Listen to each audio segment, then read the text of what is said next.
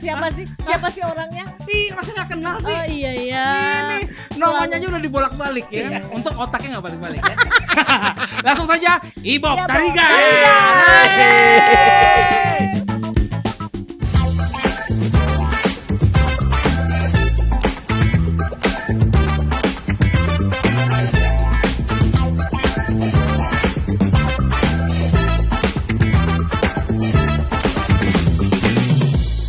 Shalom. Shalom. Apa kabarnya PHPers? Yes. Kembali lagi tentunya di There is Hope. Oh. Gimana? Udah makan? Nah, buat PHPers semuanya yang lagi di manapun Anda berada, Ya. mungkin lagi di pinggir jalan, yang lagi di rumah, Ya. yang lagi di toilet dengerin kita percaya bahwa dimanapun Anda berada, pada saat Anda menonton kita, banyak berkat dan juga banyak masukan bahwa harapan itu masih ada buat Anda Amin. semuanya. Wah, hari ini ngomongin seorang sesosok yang luar biasa, yang tingkat penganggurannya lebih tinggi ya daripada jadwalnya.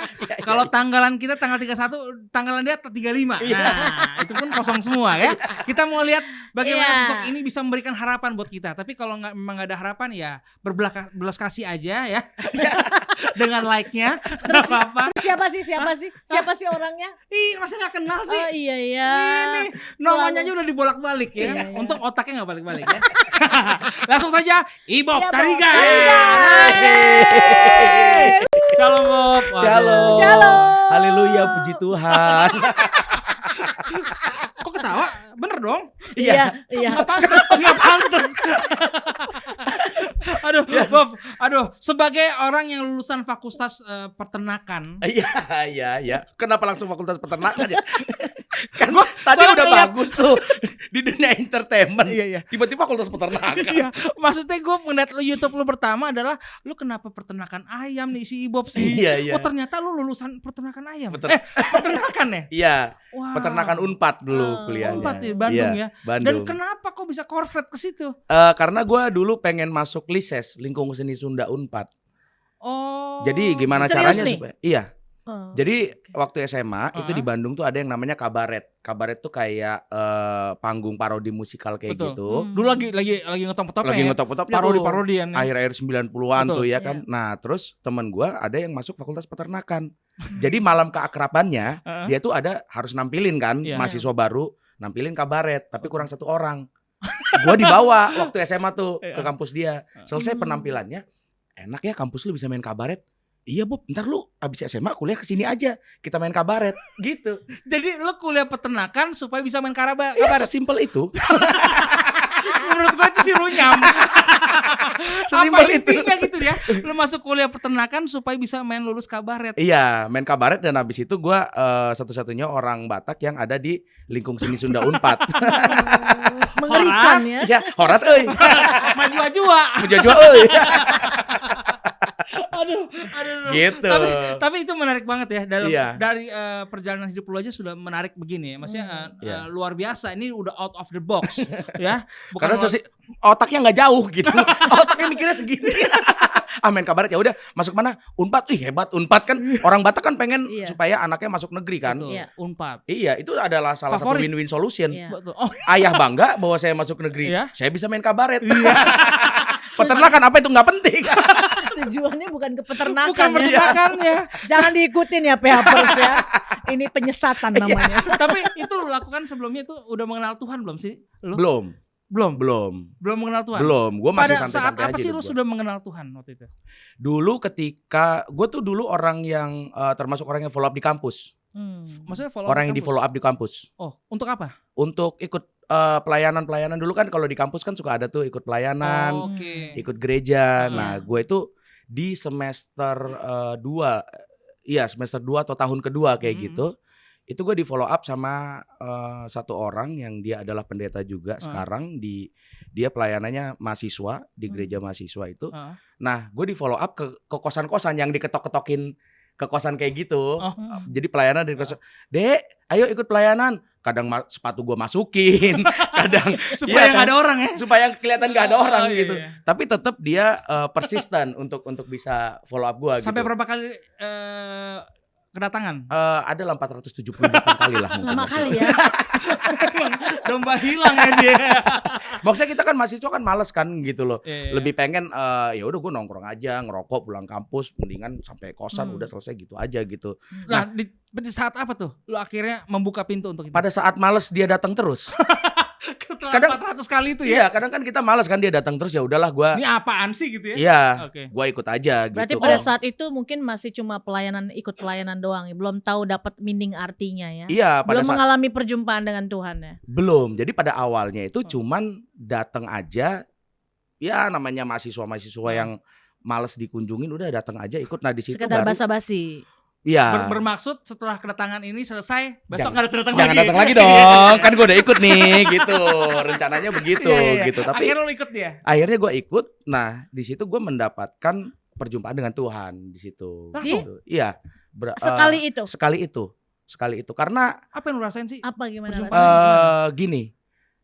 Karena masa-masa itu kan masa-masa proses pencarian jati diri ya. Betul. Gitu. Betul. Dan proses pencarian jati Masa diri. remaja ya. Iya, masa-masa di mana gue waktu itu tinggal juga tidak dengan orang tua gitu. Jadi ada hal-hal yang waktu itu dia ceritain itu memang kena ke gua, dan akhirnya gue memutuskan untuk tidak merokok lagi dan untuk tidak. Langsung. Iya. Lu Pada masih inget waktu gak itu. sih kata-kata dia apa? Itu Yang dia yang buat gue lu- sampai sekarang tuh. Dulu kalau lu tanya gua 20 tahun yang lalu, mungkin gue masih inget. Oh iya. Karena itu ada juga- rentang waktu yang lama Ada ya. tentang waktu yang lama. Sehingga itu mengikis. Segitu Iya. gitu. Tapi Mungkin ada- anyway lu sekarang udah deket Tuhan lah ya. Iya. Ada iya. ayat emas nggak mungkin waktu itu yang Tuhan Nah, mungkin sampai lu nggak bisa secara- lupain sampai yang akhirnya bisa Dulu menguat, ada kayaknya Kak. tapi lupa. Cuman sekarang kayaknya Tapi gue kalau lupa. waktu dulu ditanyakan mungkin inget Mungkin ya. iya, Nah, mungkin ingat gitu. Kita nanyanya dulu aja. Jadi gini, kalau menurut gua ini kalau kita berbicara perjalanan dengan Tuhan ya. Iya. Itu tuh terjadi sekitar 2001 dulu.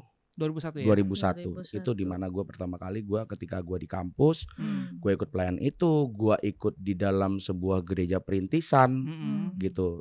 Dengan yang jam 4 pagi dibangunin harus basah roh. Dulu tuh kayak gitu tuh, se-strict itu Iya, dulu. iya. Iya. Dulu namanya GAP, Gereja Anak Panah. Oh, Oke.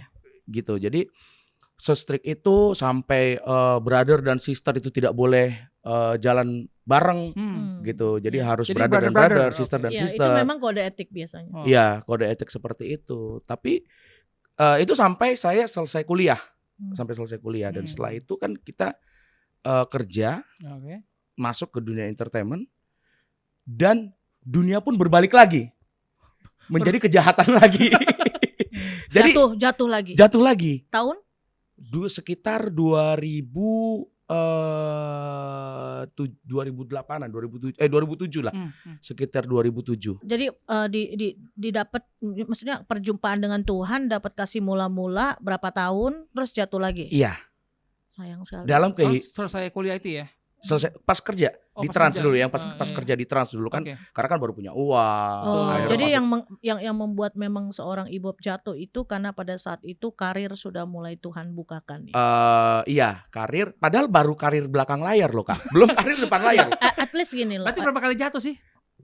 Wah, jatuh dan bangun terus. Jatuh dan bangun. Iya, jatuh dan bangun jatuh terus. bangun. Iya, iya, Mungkin jatuh bangun. karena memang faktor uang tadi ya. Faktor uang tadi kan baru pegang uang, Iya. dan Iya, iya. akhirnya melakukan perjinahan. Mm-mm. Yang tadinya ketika sebelum pelayanan tidak melakukan, Heeh. bahkan sebelum pelayanan saya tidak melakukan, ternyata saya bisa masuk jatuh lagi ke dalam dosa-dosa seperti itu. Iya. Gitu. Karena dulu waktu aku pertama ke Jakarta, aku kan ketika saya di perintisan itu, saya tidak merasa membutuhkan gereja, karena yang saya butuhkan adalah komunitas, karena komunitas yang membuat saya kuat gitu. Oke.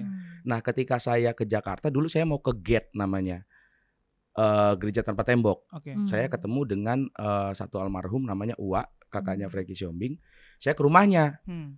Wah saya mau ikut GATE. Ah telat lu, GATE-nya udah bubar. Dia bilang gitu. Iya, memang itu pada saat itu mungkin yang saya dengar memang bubar. Iya, ya. jadi udah bubar kan Kak. Mm-mm. Ya udah Wak, gue nggak perlu gereja. Aku bilang kayak Hmm. gitu. Yang gue butuh cuma ngobrol-ngobrol. Nah Komunitas, ketika berapa tahun Wak nggak ada waktu itu karena sakit ginjal Oke. gitu. Gue nggak ada tempat ngobrol juga. Hilang lagi itu ya. Iya, hilang lagi. Nah, di situ juga akhirnya yang mau gue ceritakan dari apa yang gue alami ini adalah orang yang pertama kali mengenal Tuhan dengan berapi-api, Hmm. bukan berarti hebat Ya. gitu. Iya. Tapi keseharian untuk tetap humble dan menjadi orang berdosa, pendeta juga berdosa iya, gitu loh. Semua orang punya struggle masing-masing. Nggak ada tiba-tiba ketika dia menjadi pendeta mendapatkan kekuatan khusus untuk tidak melakukan dosa lagi, enggak. Karena kau sudah beri kuasa. Enggak gitu ya. Jadi gini, mungkin bisa saya luruskan Hmm. PHPers bahwa pada saat kita mengalami kasih mula-mula yaitu perjumpaan dengan Kristus, tidak cukup hanya sampai di situ. Iya. Itu bukan satu gol, tapi itu awal permulaan.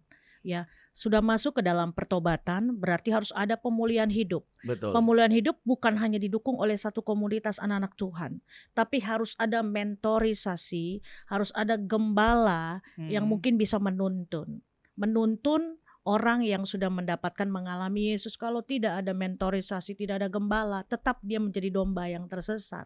Kalau kita sudah memang bertemu dengan Tuhan, kita sudah dapat komunikasi, nggak cukup sampai di situ. Nah, pada saat kita mendapatkan mentor, pada saat kita mendapatkan seorang gembala atau gereja yang tepat, komunitas yang tepat, baru kita adakan pribadi, mesbah pribadi dengan Tuhan. Itu yang akan mensinkronisasikan kita semakin kuat dan mantap di hadapan Tuhan. Nah, untuk tadi meluruskan apa yang memang tadi Ibu bilang, bahwa pendeta itu nggak ada yang sekonyong-konyong langsung jadi pendeta. Betul, tapi bukan berarti pendeta itu hidupnya juga jatuh bangun. Nah, karena perlu saya luruskan bahwa kita pada saat kita dipilih Tuhan, ya nggak harus jadi pendeta. Pada saat kita juga memang sudah mengalami Tuhan, pertobatan, pemulihan, gak harus jadi pendeta. Tapi kalaupun kita dipilih menjadi seorang hamba Tuhan atau pendeta, berarti kita harus tahu ada harga yang harus kita bayar. Ya, ada pikul salib. Nah, itu balik lagi, sekarang bagaimana bayar harga yang kita mau lakukan dan pikul salib itu. Mungkin pada saat itu Ibu tidak mengerti. Betul. Hanya mungkin mengalami kasih mula-mula cukup, that's it, itu gak kuat. Mendapatkan komunitas itu nggak kuat.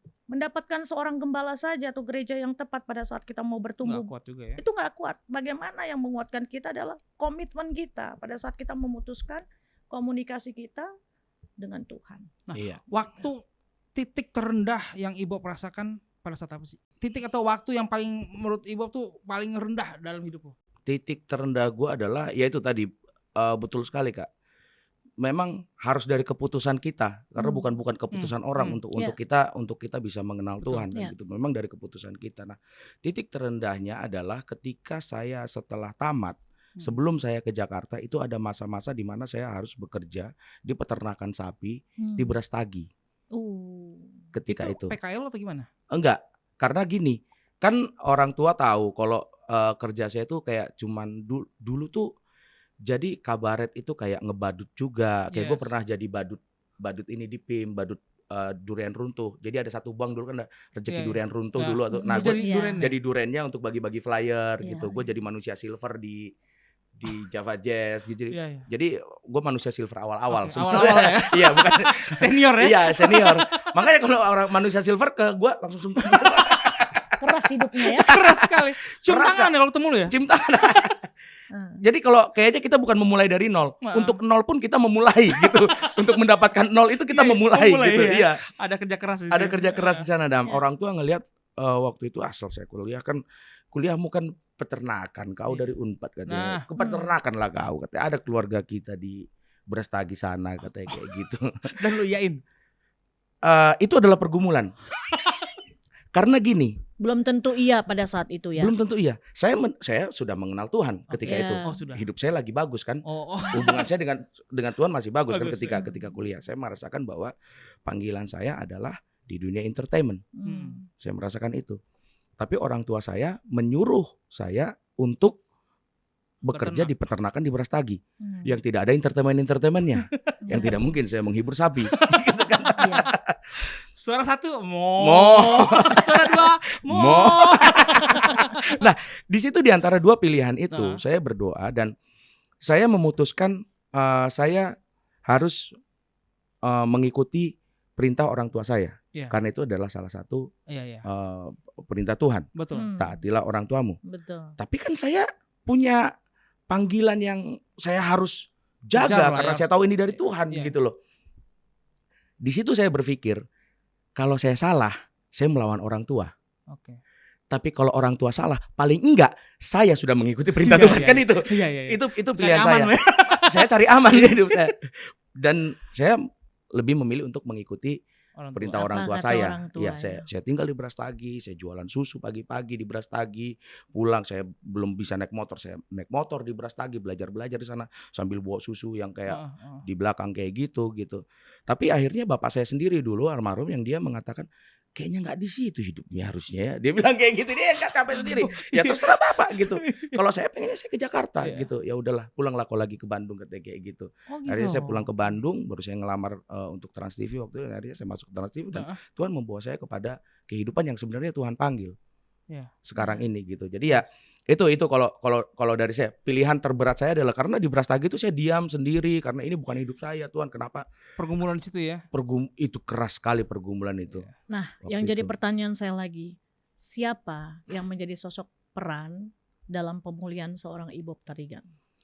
Yang menjadi sosok peran utama ya. Dalam pemulihan hidup lo.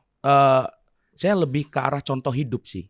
Kalau menurut saya Contoh hidup. Iya. Siapa contohnya? Contoh hidup saya dulu mencontoh ada satu pastor namanya Gerrit Hansen. Gerrit Hansen. Iya, dia zaman dulu itu Apa yang kamu dapat dari dia? Atau memang kalian ada chemistry, ada hubungan sebagai mungkin mentor atau kakak rohani atau jadi kakak rohani saya dulu namanya Edo Panjaitan dan Valdes Sitepu. Dia adalah yang perintisan di Jatinangor waktu itu, tapi gembala seniornya di Bandung adalah Gerrit Hansen. Ini yang waktu membuat seorang Ibob itu bisa dari awal bertemu dengan Tuhan sebelum jatuh. Iya.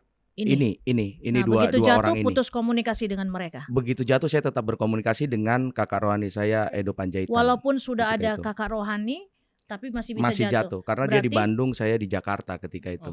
Berarti memang bukan alasan sebenarnya, Iya. tapi karena memang balik lagi tidak ada gereja yang menaungi Betul, Ibob ya. Makanya itu betul. yang tadi saya bilang harus ada beberapa pihak atau hal yang memang harus menguatkan kita gitu Iya. ya. Sebenarnya. Setelah itu saya baru masuk ke Berarti komunitas gereja saya sekarang.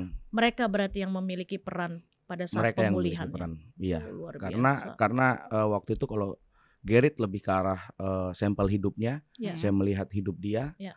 Dan kalau Valdes Tepu lebih ke arah kerohanian dia, dan Edo Panjaitan lebih ke arah lifetime sampai hari ini saya masih komunikasi dengan dia yang pegang jemaat di Jatinangor sekarang gitu. Jadi tiga orang ini yang memang sangat kuat Dan dulu gitu. Peapers perlu tahu bahwa satu hal yang perlu kita lihat dari Ibob, mungkin ada juga orang yang berpikir gue udah oke nih di gereja, gue udah oke di satu komunitas gue fine aja, nggak cukup sampai di situ. Tadi seperti yang saya bilang bahwa perlu adanya mentor, kakak rohani, bapak rohani, bahkan juga tempat kita boleh melakukan apa yang Tuhan mau, yaitu melayani. Itu perlu banget sebagai apa? Ujian buat kita, bukti buat kita bahwa kita masih mau terus dibentuk oleh Tuhan.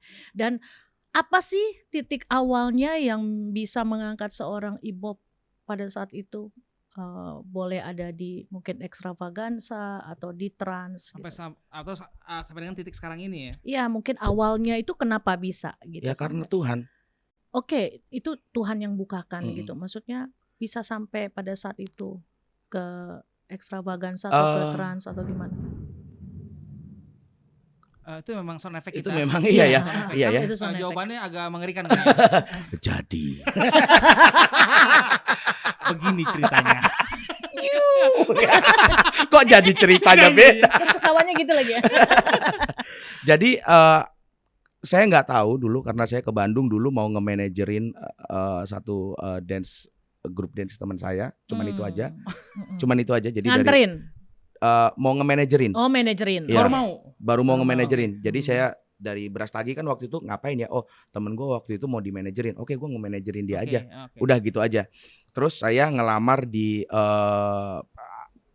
yang kayak job fair Trans TV dulu jadi reporter. Gitu. Nggak keterima reporter ya memang ya mungkin kayak gini nggak keterima ya. Kelihatan ya.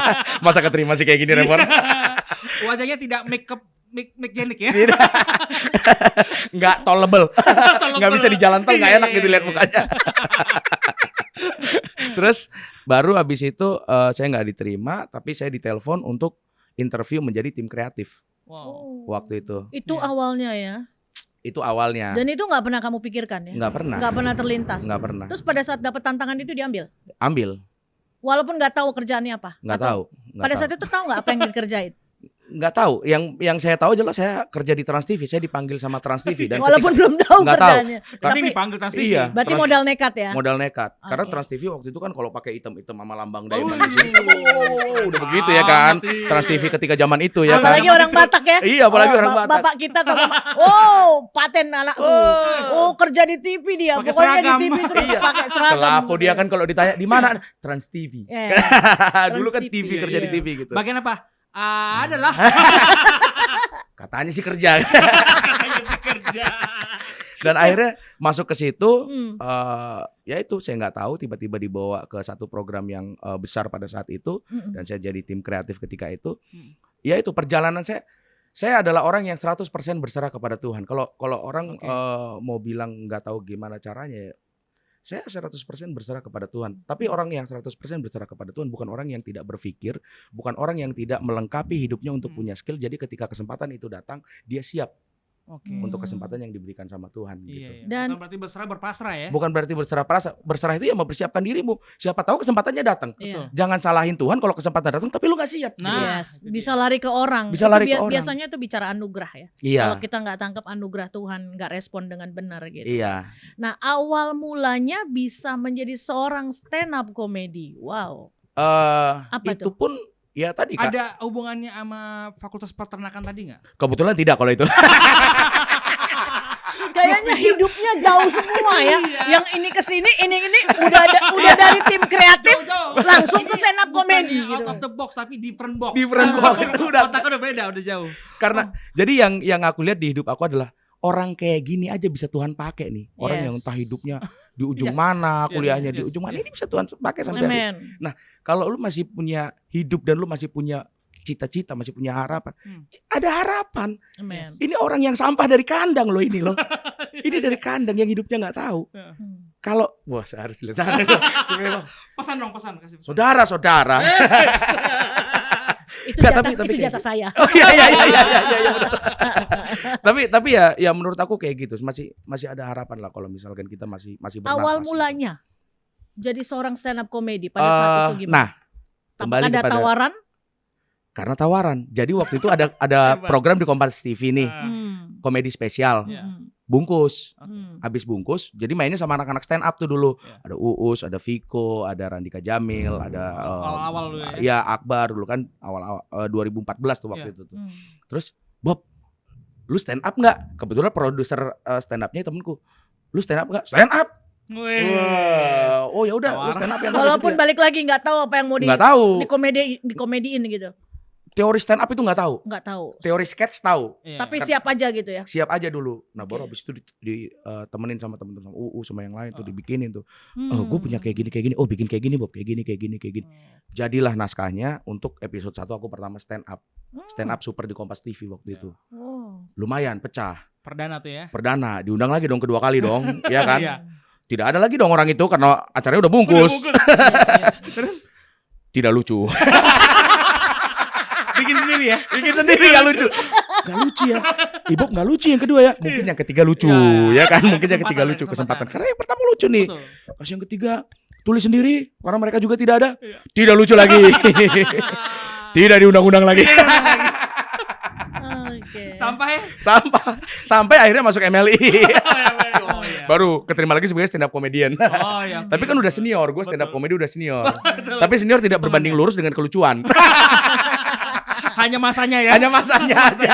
Tapi minimal ada keberanian ya. Betul. Iya. Itulah yang dilihat memang. Betul. Dan saya percaya betul bahwa kita yang memang awalnya pasti pondasinya karena memang seorang ibob itu mau mendengarkan apa kata orang tua. Iya. Karena balik lagi Ya, orang tua hormatilah. pasti, ya. hormatilah orang tuamu supaya panjang umurmu. Yes. Ya usiamu maksudnya panjang umur bukan hanya bicara usia kita panjang, tapi apa yang menjadi perjalanan kehidupan Betul. kita, ya Tuhan itu boleh memperkenankan apa yang menjadi kehendak Tuhan dalam Iya. hidupnya ibob ya. Iya betul sekali. Pesan dong buat PHPers semuanya di luar sana. Ya.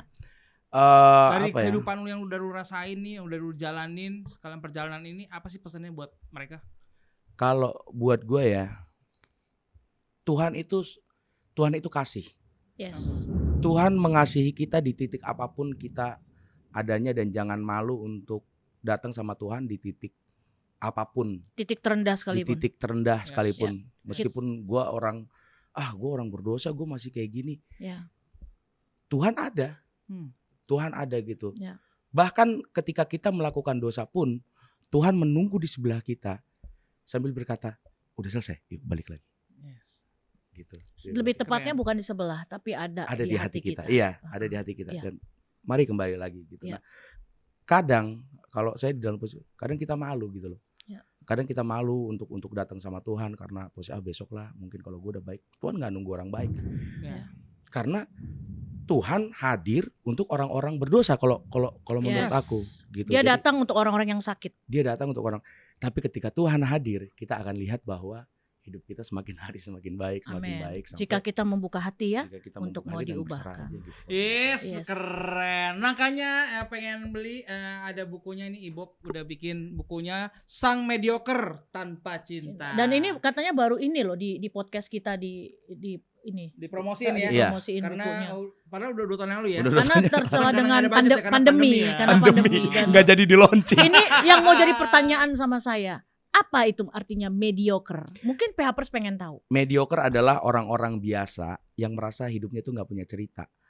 Karena gue, kalaupun gue bertanding, gue nggak masuk podium, pasti orang nggak mau dengar cerita gue, gitu. Padahal orang yang tidak di atas podium, dia juga berlatih, Yes. dia juga berusaha. Tuhan juga pakai ya. Tuhan juga pakai, tapi dia belum dapat spotlight ketika itu. Nah, orang-orang yang sedang berjuang ini, mereka juga punya usaha. Jadi ceritakan aja hidupmu bahwa kamu juga berharga gitu loh. Dengar PHPers. Jadi walaupun kita mungkin merasa gue bukan pemeran utamanya, gue mungkin nggak merasa ada di podium, tapi Iya. Tuhan bisa pakai dan ini mungkin bisa dibuat dengan karya penulisan atau Betul. mungkin bisa kita ceritakan berbagi kesaksian bagi orang-orang banyak yang seperti saat ini mungkin Ibob bikin ini mungkin memang mau berbagi. Ya Betul. kan? Iya, ini Iya. saya tulis sebelum saya menikah. Oh ini Iya, bukannya ya. umur 39 tahun saya baru menikah. Oh, makanya dibilang sang Sang mediocre mediocre tanpa tanpa cinta. cinta. Pada saat umur 3 Umur 39 tahun.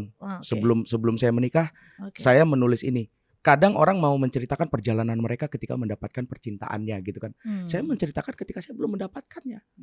Nah, kadang orang nggak mau bercerita. karena mungkin merasakan malu enggak ini Iya, gue bukan nggak menang, gue nggak dapet. Iya. kok. Dilarang nggak membaca siapa-siapa buku ini gitu ya. sambil Iya. memakai narkoba karena narkoba merusak masa depanmu. Ya iyalah ngapain juga baca narkoba.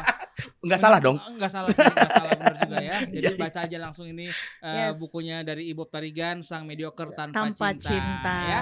Buat para UMKM Yes. juga silakan kirimkan sampel produk Yes. makanan, baju, Minuman. DIY, apaan tempat tisu atau Snack. apapun itu ya, Ya. snack bisa langsung kirim ke sini dan kita akan promosikan secara Tes. gratis. Tentang. Emang itu ada slide. Oh, emang begitu Iya, ya? iya. Banyak Kalau mau wartawan ya kayaknya. Yes. Terima kasih buat hari ini Thank you, PHPers. Jangan lupa PHPers. untuk follow, like, subscribe, follow, and comment ya. Jangan Yes. lupa juga follow IG-nya di TIH_ bukan official. Terima kasih Ibob Terima Tarigan. kasih Ibo. Gua memberkati. God bless. Enggak, aku lucu bukan official gitu. Gara-gara bukannya ya. Iya, dibahas. Terima kasih. Oke, PHPers. terima kasih Tuhan Kak. memberkati. Tuhan memberkati. Bye bye.